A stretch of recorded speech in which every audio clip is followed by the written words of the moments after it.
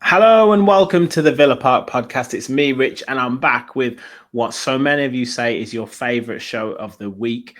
And we haven't had it for a couple of weeks, to be fair, a couple of games missing. We're just talking about this before we came on to the show. But great to see you, Gareth, and to report back and analyse another victory for Aston Villa. Maybe a little bit more tense than we wanted it to be, but yeah, good to get back onto winning ways after what was such a disappointment in the FA Cup semi-final.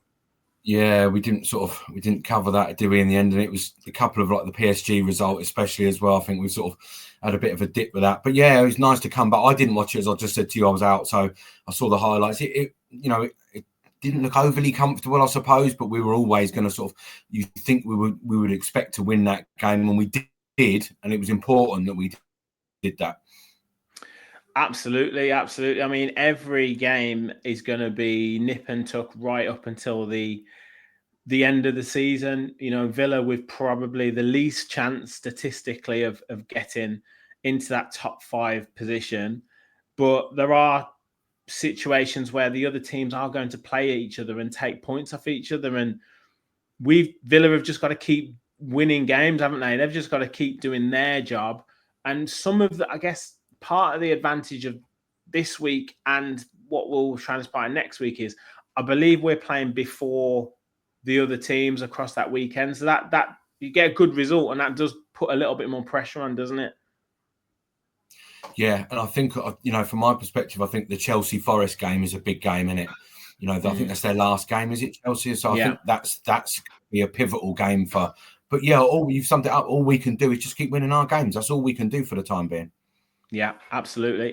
Before we get into this game, hit the like button, hit the subscribe button. Support has been fantastic over the last couple of weeks. We seem to have a real boost of subscribers and comments. So please do keep that coming. Hit the like button, hit the subscribe button, all totally free, and get your comments in, your thoughts on Saturday's game and any questions you've got that you want Gareth to look into. Let's take a look at the stats of the game. 52% possession for Villa. Field tilt kind of in the favour of Fulham, but I guess fairly even all round, really. Yeah, nothing more to say about really. Yeah, it is quite. When I looked at it and plotted it, it's quite interesting, isn't it? It's interesting. The one thing I did pick up on is that Martinez probably went a little bit longer again on 42 metres on his goal kicks compared to Fulham's just the 22. So that was quite an interesting thing. I didn't notice it so much, but maybe obviously in the highlights it was difficult to see. But yeah, pretty even across the boards. I mean, look at the passes per sequence and the pressing intensity. It's all quite even. Yeah, one thing was John McGinn was on. He switched sides midway through the first half, and I think he might have switched sides in the second half a little bit as well, because he went on Tete, and it was clear to see that the longer direct ball was into him, and then he was holding him off and frustrating him. So that was something I think where they saw that they could exploit. And sometimes McGinn's great at that, isn't he? If players get drawn into the physical battle against John McGinn, he loves it, doesn't he? And that's where he thrives. Yeah, he's good at that, isn't he? Yeah, I noticed that. I know even on, like I say, on the highlights, you noticed him the switch sides, and we'll probably see that more on the sonars as well. It plots it like that. So, yeah, I think sort of he is that man to do that job, isn't he? Frustrate. Yeah, it's funny to watch sometimes. The passing networks. Anything that you noticed here from, I guess, Villa's positioning and passing, and also Fulham's passing and positioning? Well, it's interesting to see Matty Cash used a lot here. Again, highlights wise, it was difficult to see that, but you tend to see sort of our left side more, don't we? Which we've discussed many times on here. And doesn't look like Matson's been that involved in the passing sort of thing. It's more to this sort of right hand side now. Whether that's to keep away from Fulham's for them to build up on that side, I don't know. But yeah, for Fulham's, it's Leno into the centre backs, isn't it? And it's played a lot across that left hand side, and with Robinson involved quite a bit. Yeah, very flat though across that sort of central area for Fulham. Like obviously number 2, 5, 16, I think Sanderberg, and then the number 3, I think maybe I can't remember who that was, but that's really flat across that line, isn't it? Yeah, you see that quite a lot if you've got a defensive midfielder that sort of shape, and then you sort of see that flatter line. But yeah, it's obviously out through Bassey and sort of, and across that back line there, and yeah, definitely. Passing so nice for Villa. You talked about that, maybe looking at spotting what John McGinn was doing. What else are you noticing here?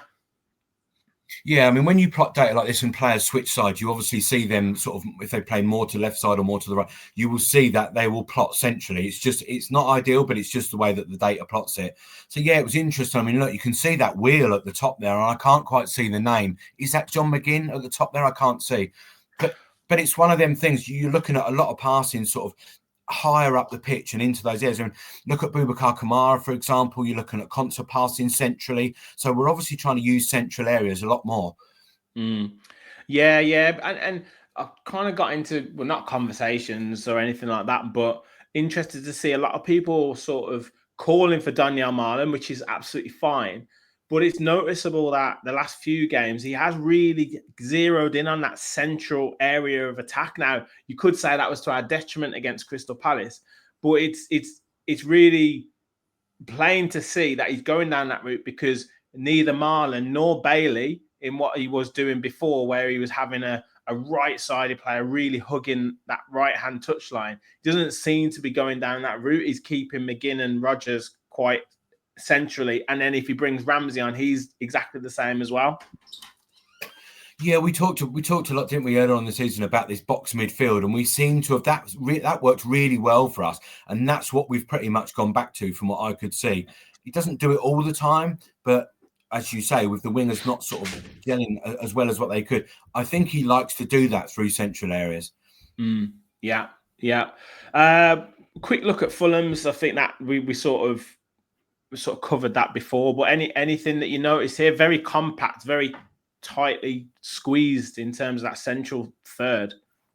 Yeah, I mean, you look at sort of like Robinson a little bit higher, don't you? And you sort of take a not so much advance there, but yeah, you've got Sanderberg that little bit deeper. It's a bit different to what we saw on the passing networks here. But yeah, it's that sort of, they're trying to be compact, but that is on reflection of how we've just discussed about how Villa are playing centrally. You're making them compact because they're having to defend centrally. Yeah. XG and shot map, 10 shots for Villa, 3 on target, 4 big chances missed. I mean, that's 4 big chances and 3 big chances missed. That's the area all season, hasn't it, really? People will get fed up about me picking up on it. It's usually the one thing that I pick up on this shot map. It's these big chances that, can turn games, if you like. And at winning the game just 1-0, you could probably say that we need to start converting them. But yeah, 100%. Again, we've been saying it all season, Rich, haven't we? We have, mate. We have. And has Daniel Marlon just got one shot type, which is blast it? I think he probably has. It's the way he seems to go in it. He just seems to hit it as hard as he can. Yeah. No, he added an impetus when he came on, but yeah, maybe a tiny little bit of finesse on the finishing, but that's being really picky. X threat in terms of the timeline. Anything to sort of write home about here? Sort of fairly steady across the game, really. Yeah, again, we see it a lot, don't we, with teams, especially teams that come to Villa Park. They have sort of smaller periods or shorter periods in minutes of expected threat. And it's kind of the turnovers in possession. You have a go, we have a go, and that reflects that quite well. It's a little bit extra, sort of on 75 minutes, you could say, from a final push almost, but nothing really to write home about there, is there? I wonder if that was the moment when Ezri Konsa went down and tried to claim a foul, and then Fulham went on the attack, and Unai Emery went absolutely crazy, which he's well in his rights to in my book. He did, yeah. It was quite funny, wasn't it? Because he went off his street, didn't he, quite quickly? Yeah, I would have been doing that exactly the same. Yeah. My days at Gareth Town, I used to do that many a time. So, yeah, Unai's right in my book. Yeah. In terms of, I guess, the top 10 players for their threat, and Anthony Robinson, I think, with his passing, actually, not necessarily his carries, Rodgers featuring at the top. Anything to sort of say that stood out to you here? I think you would imagine Robinson would be up there because of his crossing and because of his passing. He's quite incisive, isn't he? He's very, very good left back sort of thing. And Morgan Rodgers, you would expect it more so from his carrying. He's more of a expected threat from his ball carrying, which is nice to see. Nice to see, like, a sense as well. But Calvin Bassey, unbelievable. Yeah, definitely. And then in terms of the distances run, we like this stat, a number of touches. You know, Mura Tillemans up there again, Boubacar Kamara covering a lot of distance. Is that Joachim Anderson covering a lot of distance as well? But I looked at the comparison of Raul Jimenez and Ollie Watkins. Now, I know that Watkins came off after 70 minutes, but that's a real interesting thing to look at. 4.6 in terms of distance covered, and then nearly 10 kilometers covered for Raul Jimenez. Now, obviously, their roles might be different. What they're asked to do might be different, but yeah, maybe you're asking for a bit more across the back line in terms of pressing. Yeah. Quite that. Yeah, I mean, I think it's right. I think he doesn't seem to me like he's got enough effort in him at the minute, Ollie Watkins. His face tells you, and his body language tells you, he almost looks a little bit fed up at times, like he's, what more can I do sort of thing. But it's an interesting thing. But again, for me, Calvin Bassey running 11 kilometres, what is he chasing after if Ollie Watkins is not running about? Yeah, he was all over the place. And that was the other point I was going to make. I think we said this a couple of weeks ago, that the centre backs these days seem to be covering so much distance, and that's whether it's running deep to receive the ball, being tasked with carrying the ball through, because they're obviously a lot of the time the spare player. I guess the load that's put on these centre backs now, that isn't just defend it, head it, and kick it, is like, I don't know, it's a bit alien to me. It's like, why would you have your quote unquote worst players on the ball, technically on the ball so much and covering the most distance? That just doesn't make sense to me. Yeah, I think they just have the ball at the back a lot, and they can dribble shorter distances with it, and over time that creates that sort of longer kilometre, I suppose. But yeah, you're right. I mean, it's a lot of this backwards and forwards now, isn't it? You're talking about high lines, defensive lines, running back, moving, pressing forward and things like that. But don't forget, when you've got players like Villa, we spend a lot of time in the opposition half. And even when you look at Pau Torres, for example, who spends almost in that half space in the opposition half, quite high up, doesn't he? If he's then got to run back all the time, you kind of sort of get that kilometre up maybe. But yeah, it is a little bit sort of build up from the back, where pass it into one of your central midfielders and let them do the business. But it doesn't seem to be like that. It seems to be push that midfield up. We'll get that to higher up the pitch to you. You do the work. Yeah. It just shows, doesn't it? The old style box to box midfielder doesn't seem to be around as much as it used to be. I guess Yuri Tillemans is kind of like that. He can cover different positions. But the sort of Frank Lampard type midfielder making late runs into the box, and then getting back into the box to defend, just doesn't seem to be around anymore. It's like, you are a DM, you are a number 8, you are an attacking midfielder. It doesn't seem to be like, you cover all bases. No, and the player that sort of swings to mind for me at the moment is Enzo Fernandez, because he is more sort of a box to box at the minute. He's playing higher up, but he can be box to box. But Tielemans is similar to that, I would say, yeah. But you tend to have your central midfielders sitting outside the box, don't you? Yeah. Even if there's a cross coming in, they tend to be sitting outside the box. They're not joining it. So I totally see that. Something we could probably add, maybe. Yeah, well, it always goes in cycles, doesn't it? I can see the big man, little man combination, maybe coming back up front. And then, like you say, the old style box to box midfield where one stays, one goes, and that'll come back. That'll be all of a sudden, that'll be reinventing the wheel again. At the moment, we have a slightly different way. We have fullbacks coming into midfield and all that sort of stuff. But yeah, it'll go around again. It always does. Yeah, it always does. It goes in cycles. Exactly. Goalkeeping, we talked before we came on that wasn't too much for goalkeepers to do, really. But would anyone say that, would Leno say he maybe could have done better with the chance, with the header?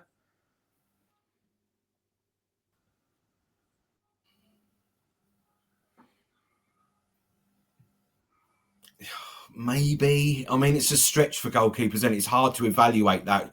Yeah, you could say a lot of shots should be saved, but could he have? I think that header was powerful, wasn't it? It was really difficult. He come in a bit later. It was quite close, and it was powerful. But for Martinez, had nothing to do, did he? No.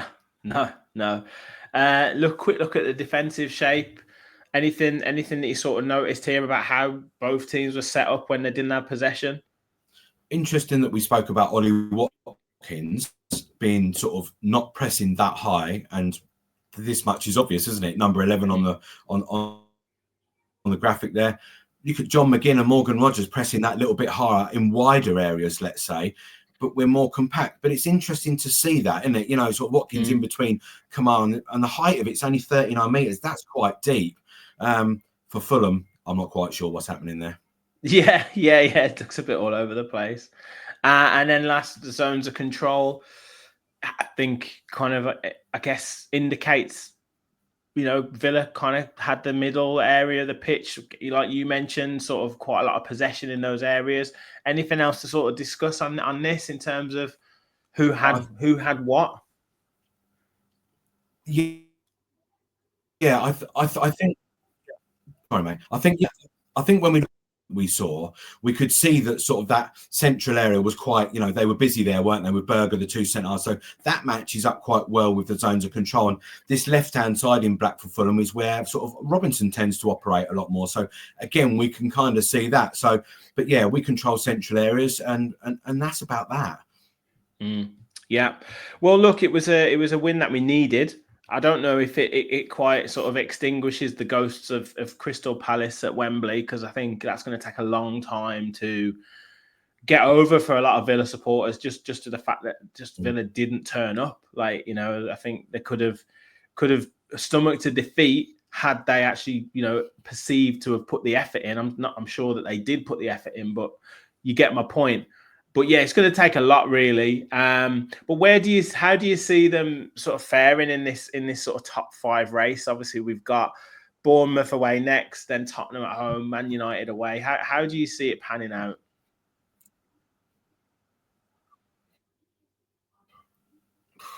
I mean, United away is always a bit of night for us, isn't it? So I don't know. I think if we can hit Europa, I think that'll be good.